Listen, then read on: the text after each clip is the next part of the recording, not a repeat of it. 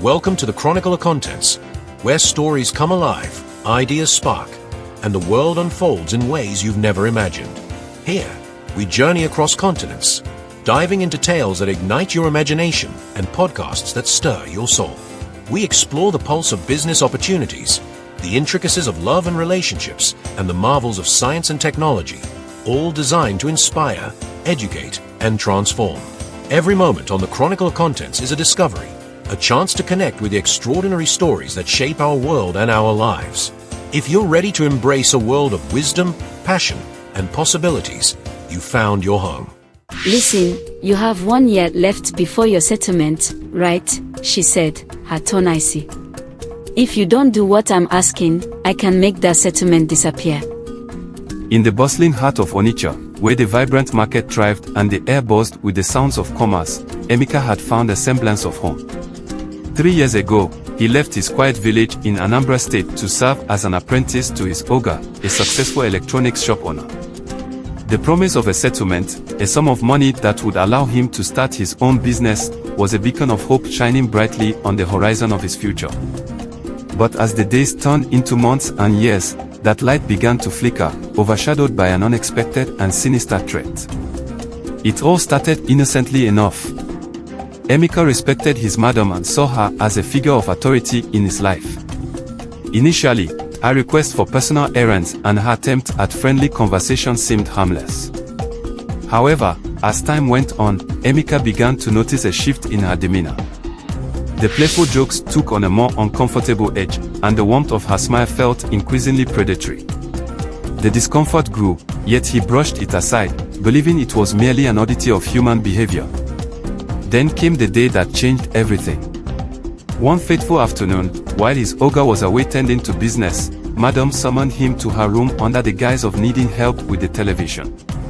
As Emeka entered, he was met with a scene that sent chills down his spine. She wore a nightgown that left little to the imagination, and the air felt thick with tension. When she placed her hand on his leg, the world seemed to freeze, and every instinct screamed for him to flee. Gathering his composure, he made a hasty exit, but the damage was done. From that day forward, her advances became more brazen. She would call him into her room with an enticing smile, wearing clothes that accentuated her curves. Emeka felt trapped, living in their house, surrounded by the very people who had once provided him shelter and guidance. Despite his best efforts to avoid her, the relentless pressure mounted. He was caught in a web of manipulation that threatened to ensnare him completely. 2 weeks ago, the situation escalated into a nightmare. When she summoned him again, it was late at night, and the house was eerily quiet. Emeka, weary from a long day's work, stumbled into her room, only to find her poised on the bed, a predatory glint in her eye. She leaned in, her voice low and dangerous, revealing her ultimatum: comply or watch his dreams crumble to dust.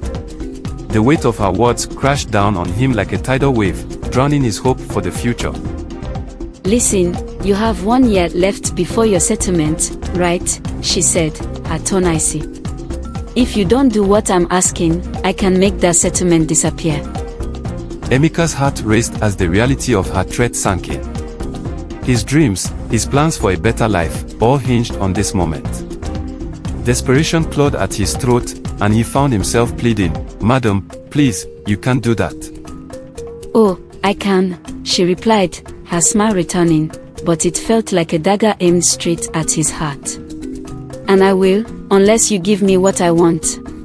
That night, as he lay in his small room, the shadows felt darker and more menacing.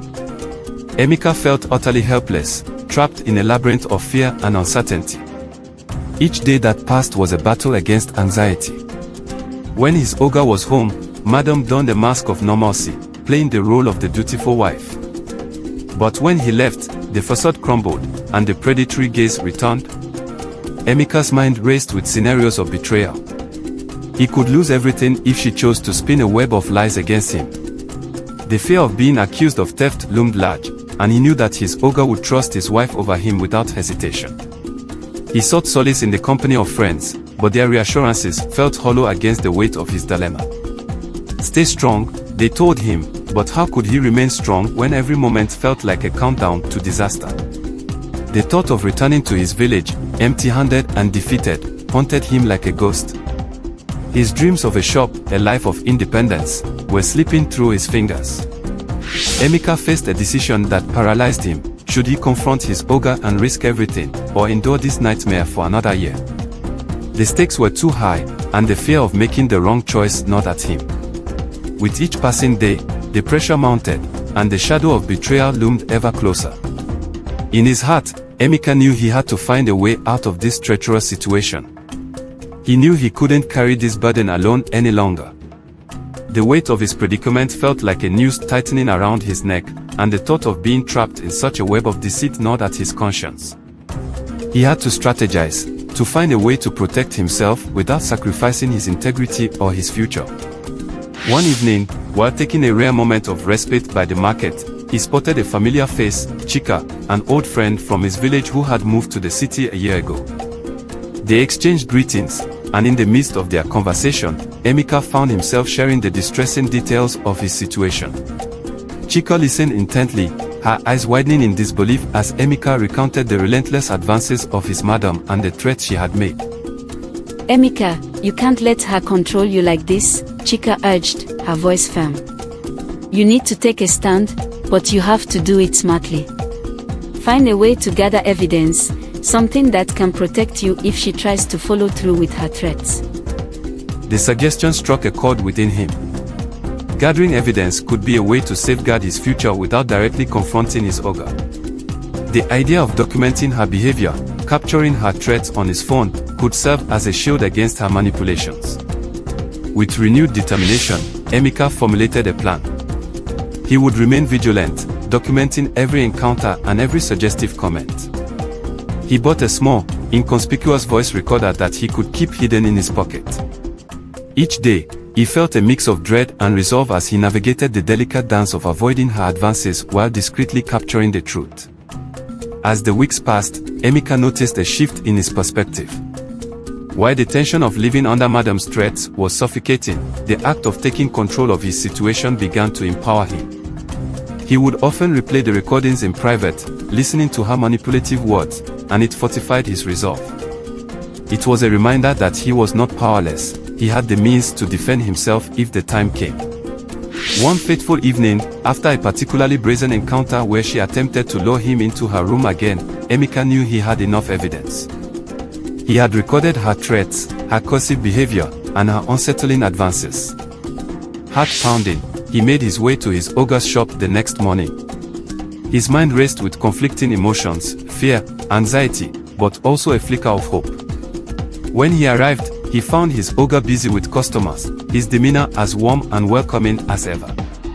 Emeka hesitated, the weight of his secret pressing heavily on his heart. Could he really expose Madam? What if she twisted the narrative, painting him as the villain? But he couldn't let fear dictate his future any longer. He needed to confront this head-on. After the last customer left, Emeka took a deep breath and approached his ogre. "Ogre, can we talk?" he asked, his voice steady despite the turmoil inside.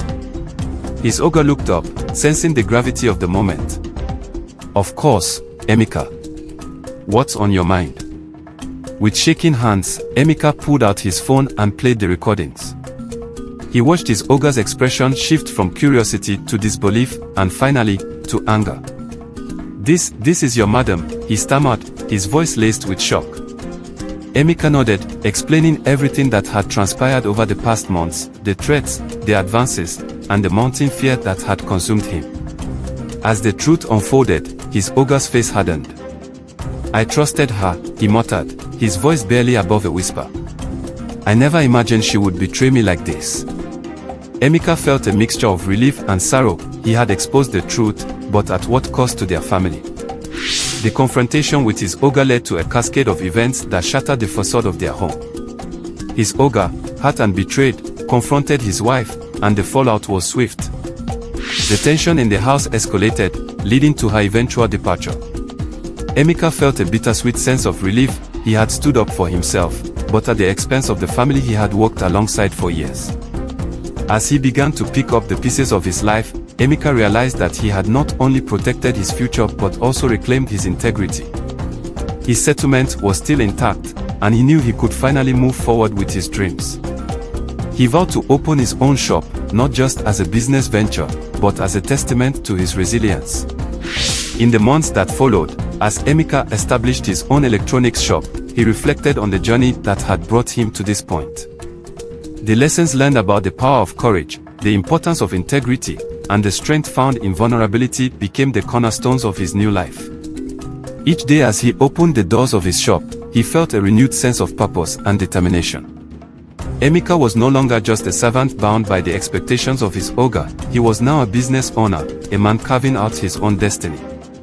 The support from his friends in the market was overwhelming. They rallied around him, helping him stock his shop with the latest electronics and offering invaluable advice on running a successful business. Chika became a frequent visitor, providing both moral support and practical guidance. "You've got this, Emeka.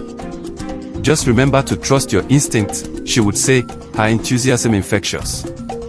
As word spread about Emeka's new venture, customers began to flock to his shop, impressed by his knowledge and the quality of his products. He worked tirelessly, often late into the night, ensuring that everything was perfect. Every sale felt like a victory, a step further away from the shadows of his past.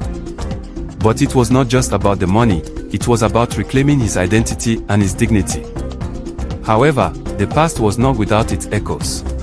Some days, Emeka would find himself reflecting on the fear that had once gripped him. He remembered the suffocating anxiety of living under Madam's threats and how close he had come to losing everything. Yet, those memories served as reminders of his strength. They motivated him to be vigilant, to trust his instincts, and to foster a work environment where everyone felt safe and respected. Months passed, and Emeka's shop began to thrive. His hard work paid off, and he started to save money, envisioning expanding his business. He planned to hire a few apprentices, offering young men and women the same opportunity he had once received, but with the promise of a safe and supportive environment. He wanted to create a space where others could learn and grow without fear of manipulation or betrayal. One evening, as he closed up the shop, he received an unexpected phone call. It was his oga. "Emeka, can we meet?" The nervous knot in his stomach tightened, but he agreed, remembering the bond they had shared before the betrayal shattered their relationship.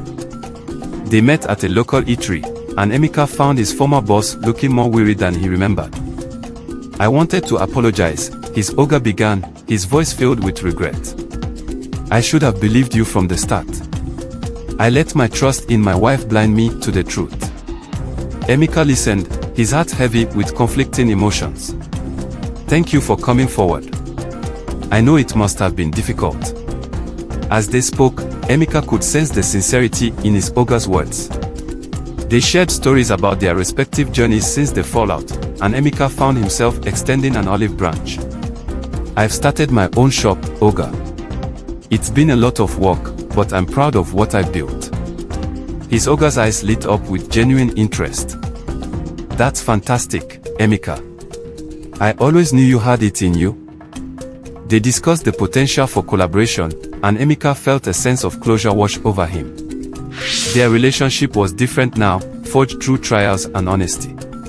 Perhaps, he thought, they could rebuild a new foundation, one built on respect and trust. As the weeks went by, Emeka's business flourished, and so did his newfound relationship with his oga. They often met to discuss business strategies and share insights, finding common ground and mutual respect. The wounds of betrayal slowly healed, replaced by a bond of mentorship and partnership. Emeka's story became one of resilience and empowerment. He often shared his experiences with his apprentices, teaching them not just about electronics but about the importance of integrity and standing up for oneself. "Life will throw challenges at you," he would say, "but never let fear silence your voice. You have the power to change your narrative." Through it all, Emeka discovered that true success was not measured solely by financial gain but by the strength of character and the relationships he built along the way. He learned that overcoming adversity could lead to unexpected opportunities, and sometimes, the darkest moments could illuminate the path to greatness. As the sun set on his little shop each evening, Emeka looked out at the bustling market, grateful for every moment that had brought him here. He was no longer a boy burdened by fear but a man who had claimed his destiny, a beacon of hope for others navigating their own shadows. And with that, he knew his journey was just beginning. Thank you for joining us on the Chronicle of Contents, where every story is a doorway to wonder and every idea is a seed for change. If today's journey sparked your curiosity, don't stop here. Like, subscribe, and become part of a community that thrives on knowledge and connection. From untold global tales to breakthroughs in science and technology, from the heart of relationships to the heart of business, we're just getting started. Stay tuned, because the next story might be the one that changes everything. See you in the next chapter.